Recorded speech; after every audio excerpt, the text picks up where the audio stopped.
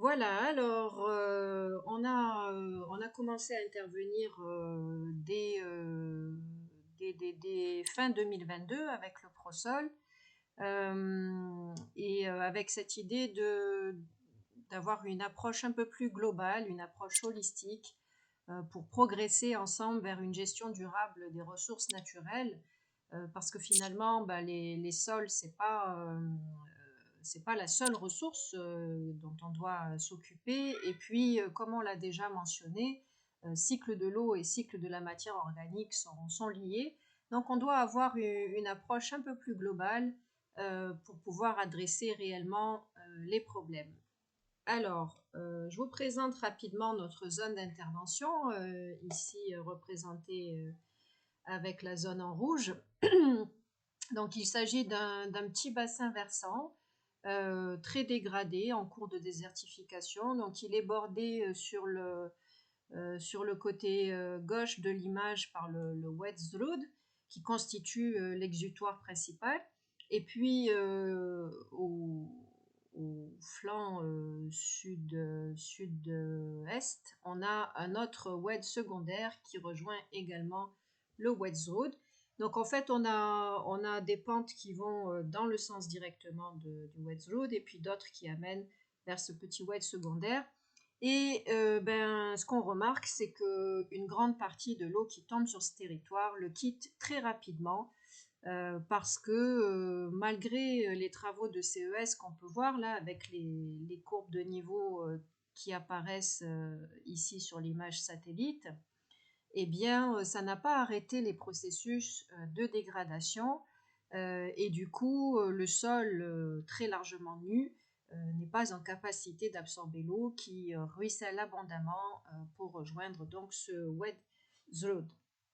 Alors on constate aussi que dans cette zone, finalement, avec ce constat de dégradation, sa vocation première qui est le pâturage, la vocation pastorale, c'est progressivement remplacé par la mise en culture avec les oliviers en particulier, et du coup une recrudescence des forages illégaux pour soutenir ces cultures qui ne peuvent pas euh, se faire sans irrigation aujourd'hui, mais qui semble plus prometteuse pour les agriculteurs que de continuer à faire de l'élevage parce que les pâturages se dégradant, c'est certain qu'on ne pourrait pas convertir toutes ces pâtures en surface irriguée pour produire de l'herbe. Donc tout ça crée un délitement social parce que du coup l'activité agricole ne permet plus à la plupart des gens d'être l'activité principale, donc ils sont obligés de trouver des emplois complémentaires ou de renoncer à mettre en valeur leurs parcelles. Donc c'est un gros bouleversement pour cette communauté euh, qui était constituée par une famille principale. Euh, ça change beaucoup les choses. Du coup, nous, on a commencé à vouloir trouver des candidats pour notre programme, on s'est heurté à plusieurs freins hein, qui sont pas étrangers à la plupart des autres micro-projets aussi. On connaît un peu les mêmes problèmes. Sauf que bon, il y a certaines régions où il y a encore un tissu un peu actif avec des associations, avec des GDA, ce qui n'est pas le cas chez nous. Dans cette région, il y a pas du tout de réassemblage communautaire qui ont été faits. Donc du coup, on a été confronté à une faible disponibilité, le fait que les gens donc, ont des emplois et qui les engagent par ailleurs. Et puis aussi, ils s'interrogent beaucoup sur le coût de la transition. Est-ce que finalement, de changer de technique, ça va engendrer des coûts supplémentaires ou est-ce que ça va être rentable? Ça, c'est toujours la question qui revient. Ce qui nous ramène au problème des peurs, hein, avec ce manque de confiance dans l'approche pour changer, parce qu'il y a bien une conscience des problèmes, comme quoi ça se dégrade et que la pauvreté s'installe et tout ça, mais pour passer à l'acte et engager une transition, il y a encore beaucoup de peur pour voilà, avoir confiance dans cette nouvelle approche. Ensuite, évidemment, on a aussi les mêmes problèmes de mentalité avec des difficultés pour inclure les femmes dans les programmes et puis des idées reçues qui persistent sur la nécessité de labourer la terre très souvent. Une idée chez nous qui est très répandue, c'est par exemple le fait que les haies qu'on a installées chez nous avec les acacias, elles sont mauvaises pour les oliviers. Donc ça, c'est sûr que ça ne nous aide pas pour progresser voilà, vers le changement.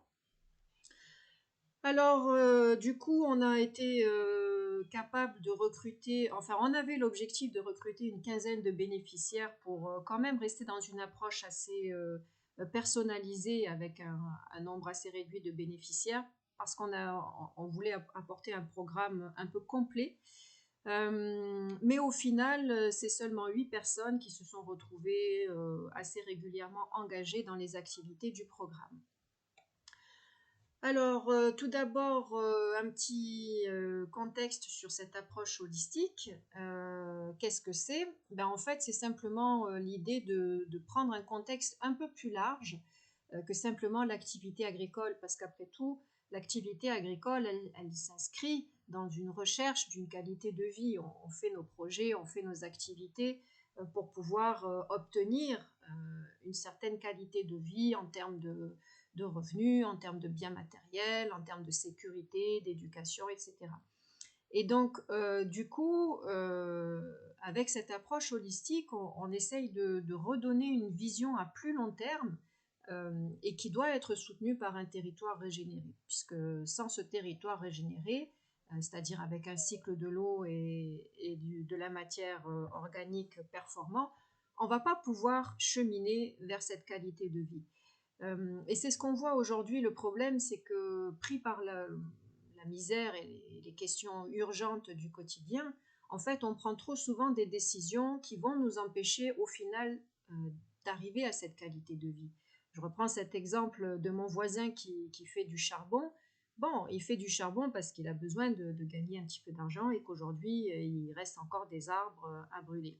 Mais en parallèle de ça, il ne plante pas d'arbres. Et donc, du coup, à un moment donné, il ne va plus être en capacité d'avoir cette source de revenus pour subvenir à ses besoins. Donc, finalement, cette décision, elle n'est pas bonne sur le long terme. Elle ne permet que de résoudre temporairement la question à très court terme. Donc, avec cette approche holistique, on veut redonner de la perspective, on veut redonner des critères de décision qui s'inscrivent dans une démarche à plus long terme. Alors du coup, la première phase de notre projet, c'était une phase d'ancrage pour définir justement ce qu'on appelle le contexte holistique et qui comprend donc ces buts de vie avec quelle qualité de vie on veut. Ensuite, on fait un inventaire de nos ressources pour savoir finalement quels sont nos moyens pour arriver à cette qualité de vie. Et enfin, on pose de nouveau la vision avec ce besoin d'un territoire régénéré.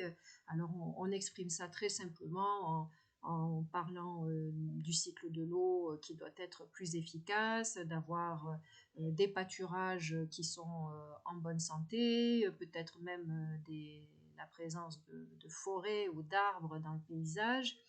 Et le fait d'exprimer tout ça et puis de combiner ces trois éléments dans un même support, ça permet voilà, d'avoir une boussole pour prendre après les décisions.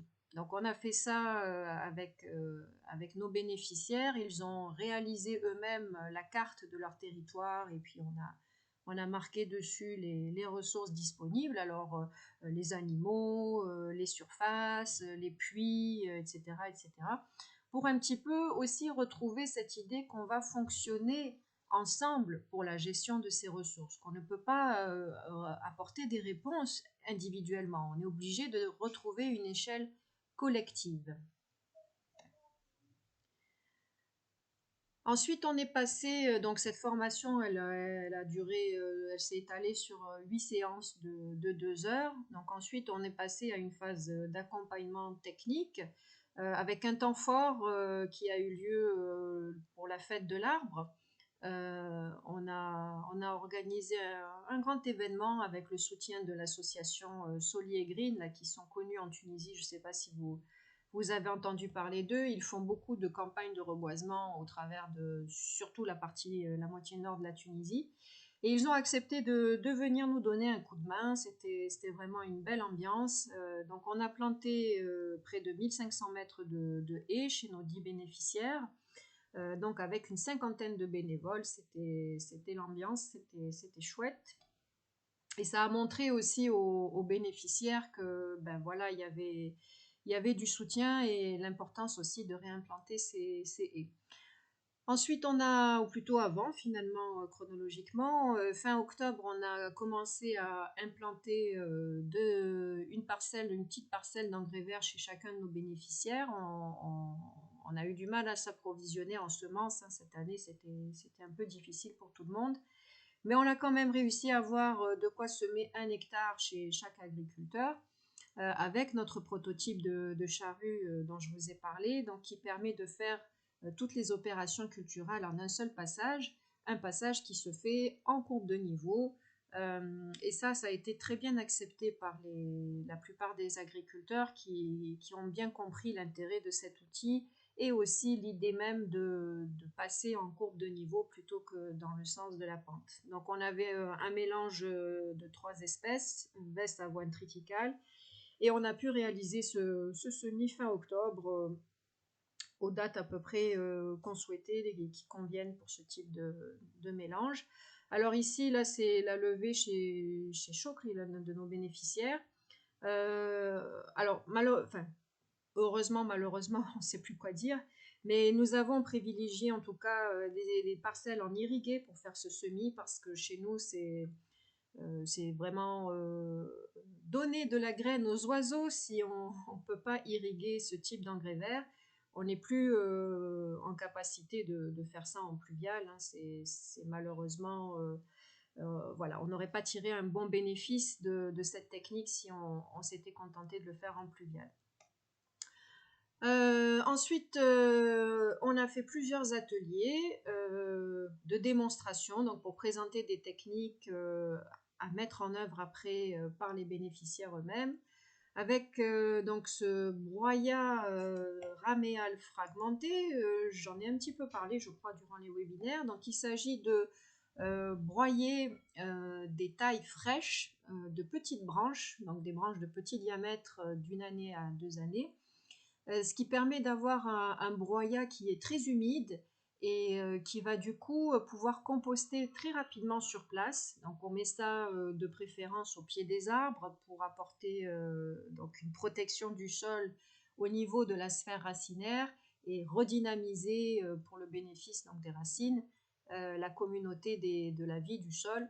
En particulier, donc ici, on va développer beaucoup, bien sûr, les bactéries, mais aussi les champignons avec cette matière quand même un peu ligneuse. Du coup, c'est une technique qui permet de valoriser les tailles, hein. Encore chez nous, la plupart du temps, les tailles servent juste à préparer les délicieuses tabounas et le plus souvent, elles restent des années en tas. Ce qui est un peu dommage, étant donné qu'avec ce petit appareil qu'on peut utilisé à l'échelle de la communauté, c'est-à-dire c'est pas nécessaire que chaque agriculteur s'équipe de son broyeur. Eh bien, on a un moyen d'à la fois valoriser les tailles et puis de régénérer la partie donc sous les racines ou même à plus grande échelle si on a suffisamment de matériaux, c'est bien de couvrir tout le sol. Voilà, à faible coût et surtout l'intérêt c'est qu'on n'a pas besoin d'ajouter d'eau. Puisque comme c'est très humide à la base, ça démarre et puis on met ça quand même en couche assez épaisse. Donc ça reste frais assez longtemps. Et évidemment, bien sûr, on a un apport un amendement organique en plus de l'effet de paillage. On a aussi réalisé un atelier compost, donc avec la technique qui vous a été présentée par Madame Hanem la dernière fois, celle du tas de plusieurs couches carbonées et azoté. Alors voilà, ici c'est sûr que la technique elle est intéressante, mais pour nous en zone aride, c'est pas toujours facile de rassembler assez de matière organique pour faire un tas de compost. Ça dépend le type de culture qui est là. Mais c'est vrai qu'avec le broyeur, on a une nouvelle source de matière à composter qui permet de quand même avoir cette source de compost bénéfique pour les cultures, surtout annuelles. Alors ici en photo, vous voyez un petit verre de compost. Alors il n'est pas dans le tas de compost, il est dans ce qu'on appelle le vermicompost qu'on a aussi présenté. Donc ce sont des vers rouges des Essénias, de la famille des Essénias, qui sont des décomposeurs primaires, donc ils se nourrissent essentiellement de la matière fraîche, contrairement enfin, contrairement, tandis que les lombrics, eux, ils vont plutôt digérer ce que ceux-là ont digéré dans un processus secondaire. Et donc nous, on a ça à la ferme qui permet de traiter les déchets frais de la cuisine ou des petits volumes aussi au niveau des toilettes sèches par exemple, on a ça. Donc c'est très efficace pour, voilà, pour ajouter des maillons à la chaîne de la décomposition. Et l'intérêt, bien sûr, de présenter le compost, c'était d'inciter à éviter le recours à l'ammonitre et autres fertilisants chimiques. On a ensuite réalisé un atelier sur le pâturage régénérant, 2 ateliers en fait, on a fait 2 séances sur cette question qui nous tenait beaucoup à cœur d'essayer d'intervenir sur le surpâturage et le processus de désertification. Donc on a pu bien faire comprendre aux bénéficiaires c'est quoi en fait le surpâturage. Euh, on a souvent l'idée que c'est lié au nombre d'animaux qui sont trop nombreux pour la disponibilité, mais en fait c'est pas du tout ça. Et justement, avec cette compréhension de l'impact animal, on a pu voir que c'est pas le nombre d'animaux à l'hectare le facteur problématique, c'est en fait le temps que passent les animaux au même endroit. Et donc du coup, ils ont pu percevoir l'intérêt de cette méthode parce qu'on a montré qu'avec la même quantité de parcelles et de fourrage, en fait, on pouvait augmenter le potentiel de l'herbe simplement en organisant des rotations sur la parcelle. Donc ça, c'était vraiment pas mal. Après, maintenant, il faudrait qu'on puisse les soutenir davantage pour réellement la mise en œuvre de l'affinement de cette technique qui est un petit peu complexe. Mais rien qu'avec l'introduction de rotation, déjà, on arrive à avoir des résultats positifs et ça, la plupart ont compris et l'ont mis en œuvre dans les parcelles d'engrais verts qu'ils ont semées. Ensuite, c'est tout là pour l'instant pour cet accompagnement avec nos bénéficiaires. On doit encore avec eux procéder à la plantation d'oliviers et de caroubiers qui vont leur permettre d'améliorer un peu leurs revenus et de fixer encore les terres dégradées. Mais en parallèle de ces actions, on avait commencé aussi par mener un effort de sensibilisation au niveau des structures d'appui, en particulier le CRDA de Kerouan et puis le CTV de Hajeb.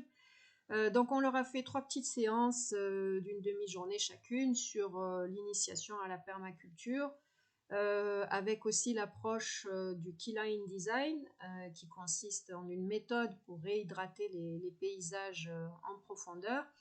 Et puis donc aussi sur le pâturage régénérant. Donc l'idée c'était que en renforçant leur capacité, on va pouvoir donner de la durabilité au programme initié pour que après les structures d'appui puissent prendre elles aussi le relais de l'accompagnement.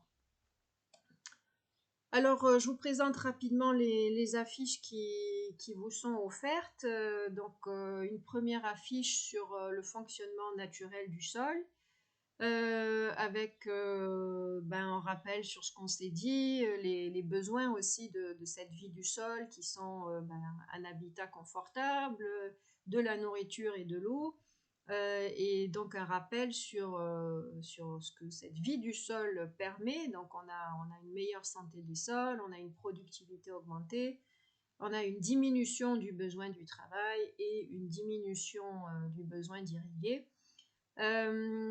Alors voilà, ces petits rappels pédagogiques que vous pouvez diffuser comme bon vous semble. C'est grâce au soutien du ProSol qu'on a pu réaliser ces affiches. La deuxième, elle parle de la bonne technique au bon endroit, ce qu'on a vu mercredi. Donc, raisonner le choix des techniques en gardant toujours à l'esprit le contexte de la soutenabilité. Voilà. Une troisième affiche sur le pâturage régénérant, donc les grands principes avec voilà, quelques notions sur le surpâturage et l'idée est d'installer les rotations. Et une affiche sur le BRF, là aussi qui rappelle les principes et l'intérêt du broyat. Et une dernière affiche sur les engrais verts, donc les techniques qu'on a essayé d'introduire auprès de nos bénéficiaires. Alors j'ai regretté qu'on ne puisse pas trouver de mélange plus complexe. Idéalement, là aussi dans l'engrais vert, plus il y a d'espèces, mieux c'est pour réamorcer les processus du sol. Mais bon, on fait avec ce qu'on a et après on essaiera de compléter avec d'autres espèces les saisons prochaines.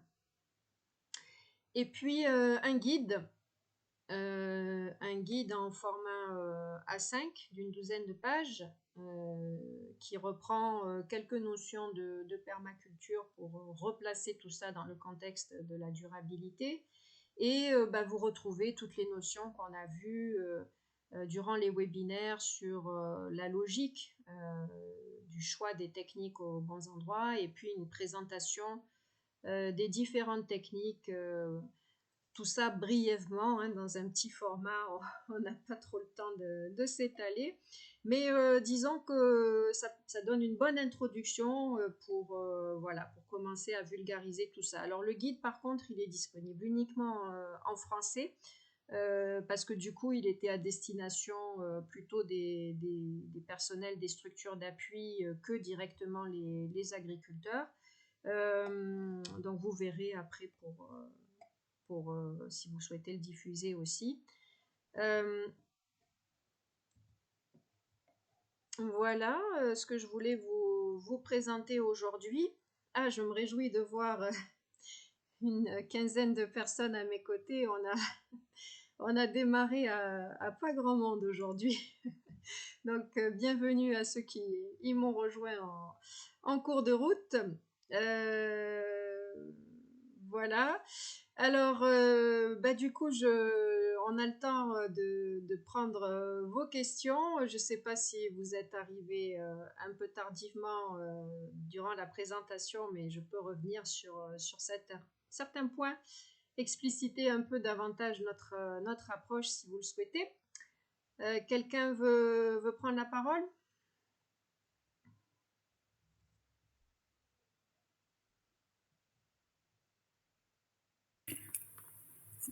Oui, si vous voulez. Oui, monsieur Hatem, et après monsieur Mohamed.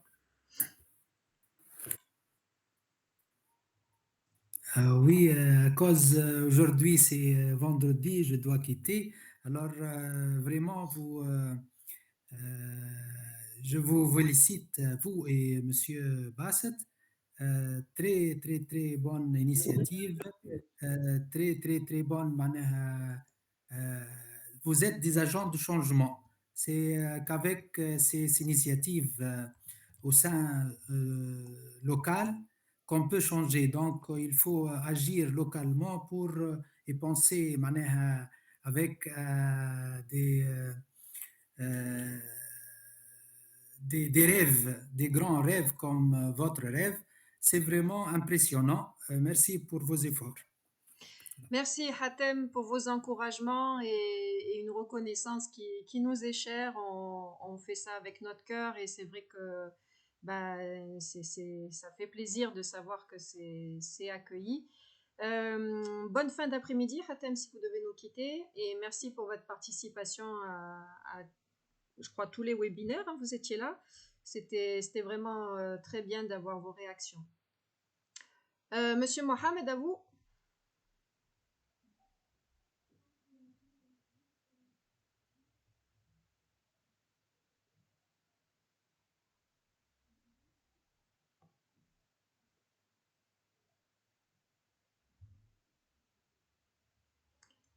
Oui, monsieur Mohamed, ouvrez votre micro si vous voulez prendre la parole.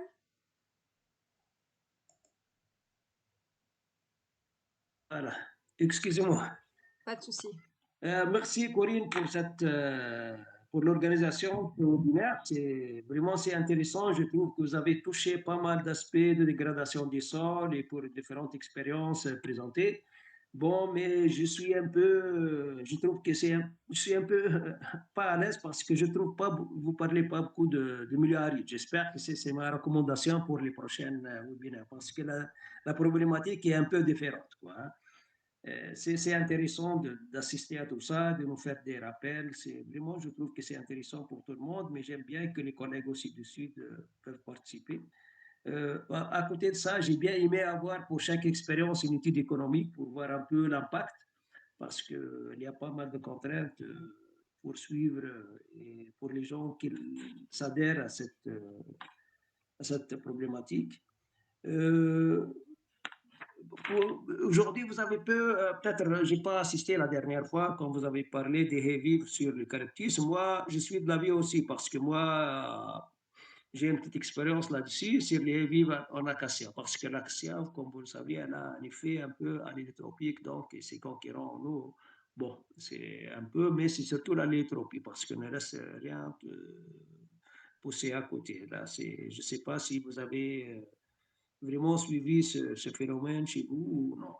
De toute façon, je vous remercie. J'espère que la prochaine fois, vous touchez un peu plus le milieu aride. Parce que la problématique, je le répète encore, c'est un peu différent de ce que vous avez présenté. C'est la partie nord de la Tunisie. J'ai pas bien aimé que les gens parlent de l'aridité au nord. Parce qu'on peut parler de la dégradation des sols, mais pas l'aridité des sols, hein. C'est un peu différent, hein. Je vous remercie, Corinne, encore une fois, et merci à tous les collègues qui ont participé et tout le monde. Merci. Oui, alors, certainement qu'il y a des contraintes supérieures, plus on descend au sud, c'est vrai. Ça change quand même pas la logique de fond, qui est de respecter le fonctionnement naturel du sol. Après, ce qu'il y a, c'est que ça va prendre plus de temps d'obtenir les résultats, à moins qu'on ait vraiment un surplus de moyens pour accélérer tout ça. Mais c'est une contrainte qu'on doit accepter aussi, hein, que plus la nature, plus le climat est difficile, plus les cycles sont ralentis. Et donc, il faut respecter aussi cette certaine lenteur pour obtenir la régénération. Bien sûr qu'on pourrait faire un point plus spécifique pour détailler des stratégies et des techniques, voilà, plus adaptées au milieu du Sud. Et je note votre idée, on va essayer d'y répondre. Sur les acacias, alors nous, c'est pas ce qu'on constate. On a bon, on n'a pas d'effet répressif sur la croissance des oliviers qui se trouvent à proximité, par exemple. Je sais pas, ils montrent aucun signe de faiblesse ou de quoi que ce soit dû à la proximité des acacias. Sous les acacias, le chien-dent pousse aussi. Il n'y a pas rien qui pousse. En tout cas, nous, on les voit comme des agents un peu temporaires, si je puis dire. Ils sont destinés, on les emploie dans une stratégie justement d'accélération de la succession écologique. Donc on les met un peu en grand nombre pendant une période limitée de quelques années. Et lorsqu'ils ont un peu joué leur fonction d'apporter de la litière au sol, d'apporter de la biomasse, etc., de temporiser un peu le climat, on va les remplacer petit à petit par la végétation locale. Donc c'est ça la stratégie. Ensuite, c'est pas l'effet que craignent le plus les agriculteurs, hein, les effets allélopathiques qui sont pas forcément connus d'eux.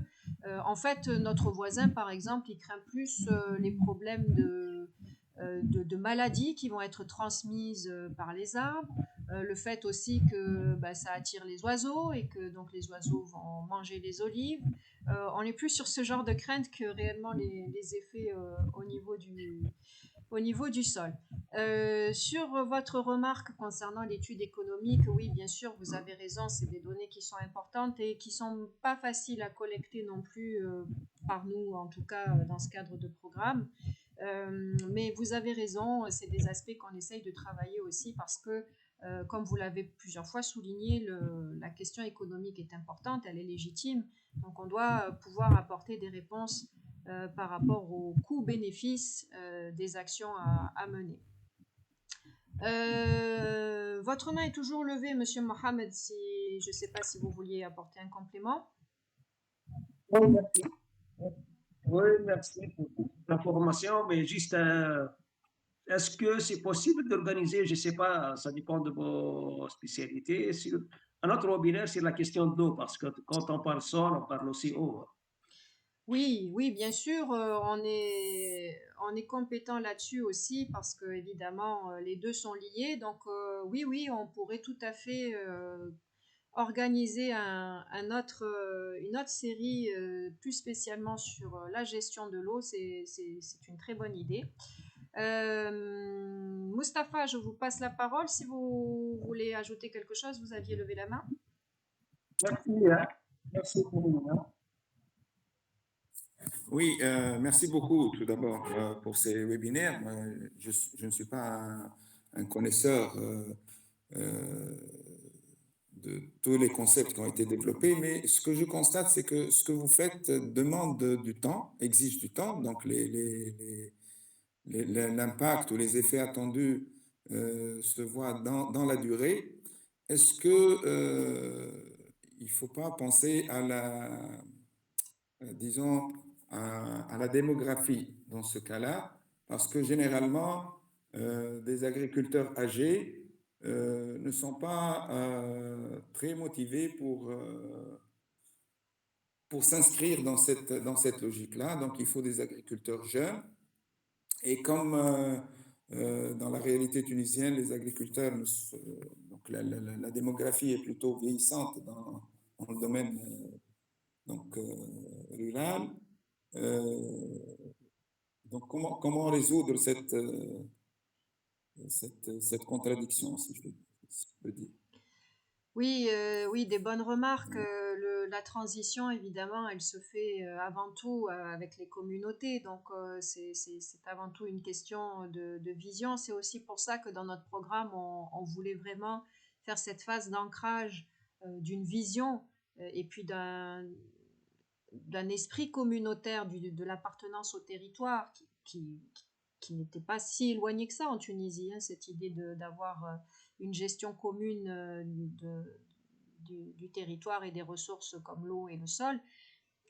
Donc c'est bien sûr aujourd'hui on a besoin un peu de sang neuf et on espère qu'avec notre approche de permaculture qui donne aussi un visage plus heureux du métier d'agriculteur, on espère ramener la jeunesse dans les rangs pour continuer ses efforts et s'approprier tout ça pour voilà, donner un second souffle à l'agriculture tunisienne avec voilà, une dominance de l'agriculture durable. C'est nécessaire.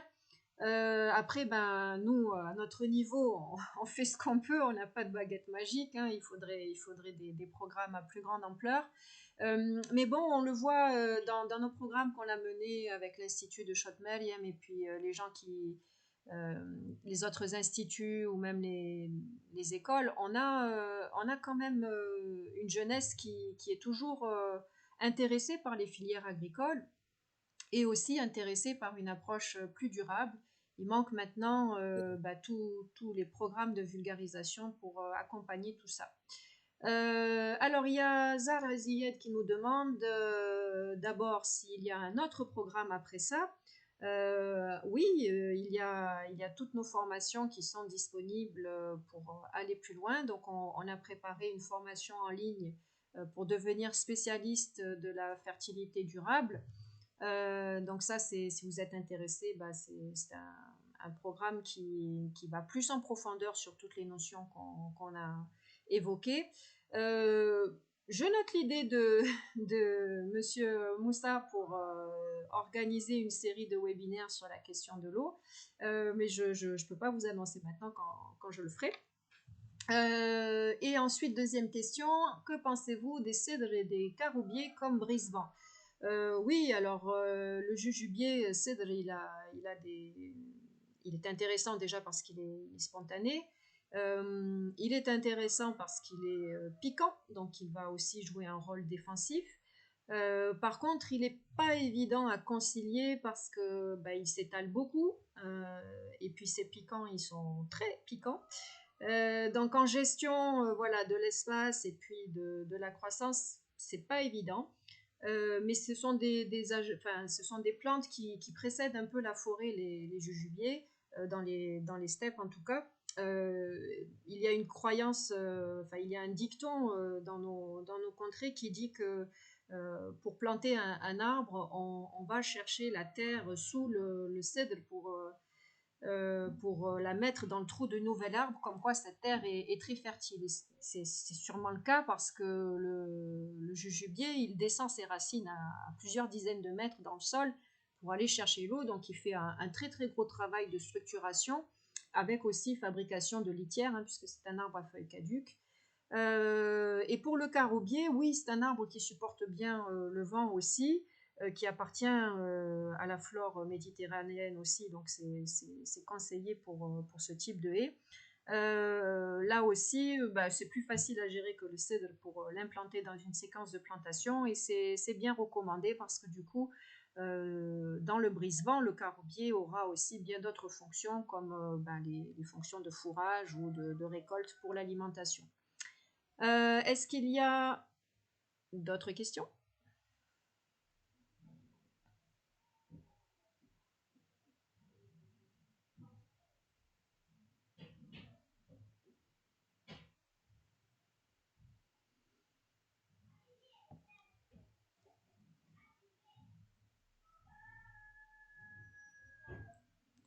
Oui.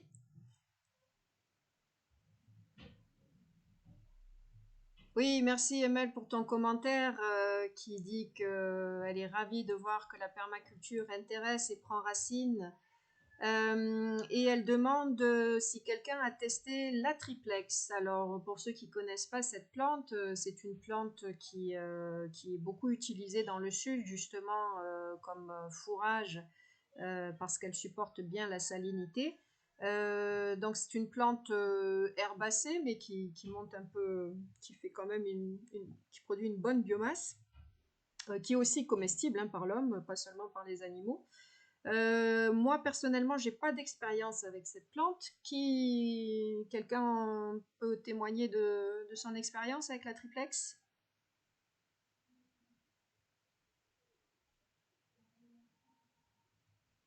Monsieur Moussa, dans le sud, vous avez des retours d'expérience peut-être avec cette plante?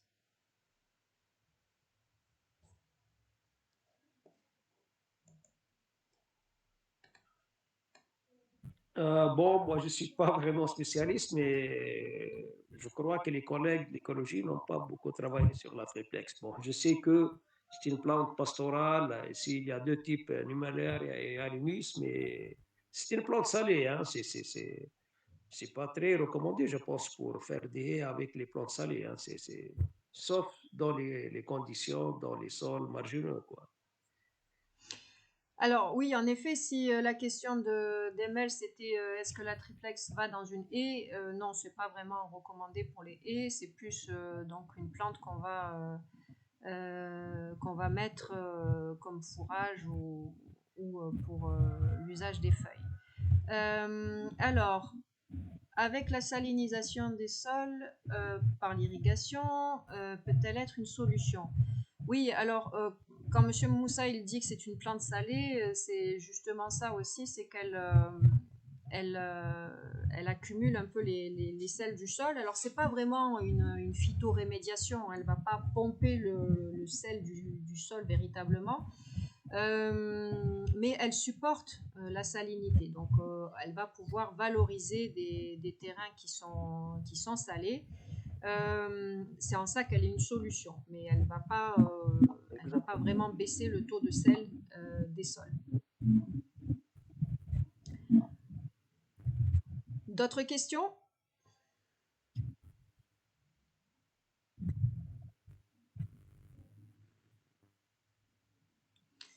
Alors, aussi une précision pour ceux qui sont arrivés en cours de webinaire. Au début du chat, vous avez le lien pour télécharger les ressources qu'on vous offre dans le cadre de... Enfin, pour vous remercier de votre fidélité dans ces webinaires. Donc, il y a 5 affiches et un guide pour diffuser et garder l'inspiration. Nous avons Najet qui nous dit à la fin de ces webinaires, je propose de réfléchir à un observatoire de suivi de la dégradation des terres comme l'OSS, donc l'Observatoire du Sahara, surtout dans les zones où les sols sont plus vulnérables. Oui, pourquoi pas, puisque c'est sûr que la collecte des données, c'est déjà un point essentiel. Je pense qu'il y a quand même déjà ça qui est fait au niveau de la DG ACTA, hein, ce suivi de la dégradation des terres. Il me semble que c'est de ça que Madame Rafla nous avait parlé au premier webinaire. Ouais, je suis ouverte à toutes les propositions, hein, bien sûr. Merci pour cette remarque, Najat. Alors, le lien de téléchargement, il est tout au début du chat. Je sais pas si je peux le recopier. Hop. Voilà.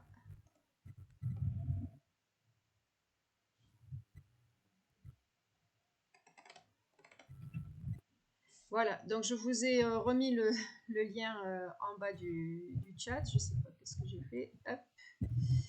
Est-ce qu'il y a d'autres questions?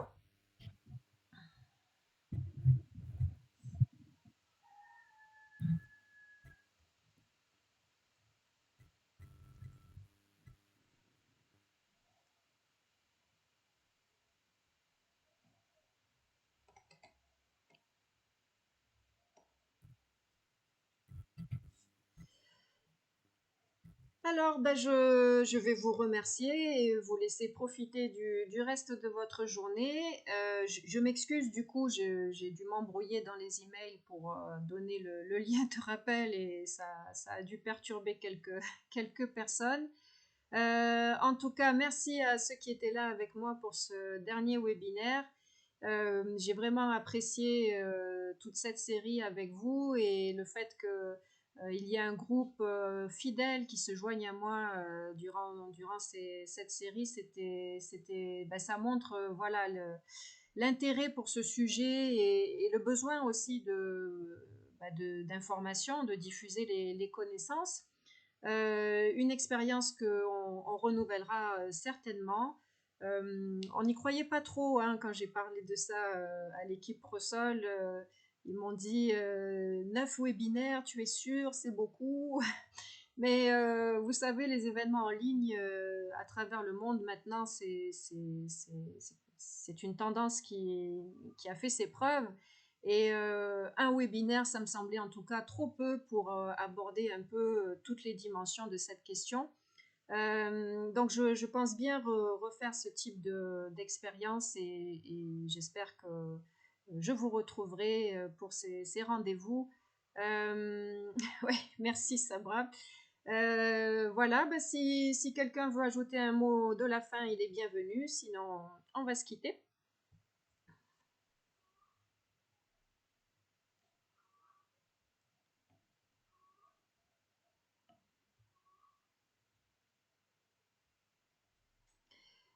Alors, je vous dis bonne fin d'après-midi, Shaya Taiba, et bonne continuation à vous aussi. Merci, Ralia. Bien sûr, vous retrouvez tous les webinaires sur notre chaîne YouTube et j'espère aussi que vous prendrez l'idée de suivre la formation pour compléter tout ça avec des connaissances plus poussées. À très bientôt. Au revoir. Merci, au revoir. Merci, merci.